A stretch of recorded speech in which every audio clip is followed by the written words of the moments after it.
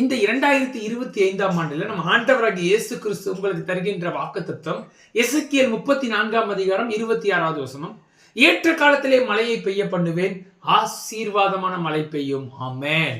இங்கே இதை நாம் வேதத்திலே தியானிக்கும் பொழுது, யாக்கோபு என்ற மனிதனை குறித்து தியானிக்கும் பொழுது, இந்த யாக்கோபு லாபானுடைய வீட்டிற்கு செல்லும் பொழுது வெறும் கோலும் கையுமாக செல்கின்றார். மீண்டும் தன்னுடைய தகப்பனுடைய வீட்டிற்கு வரும் பொழுது இரு பரிவாரங்களோடு வருகின்றார்.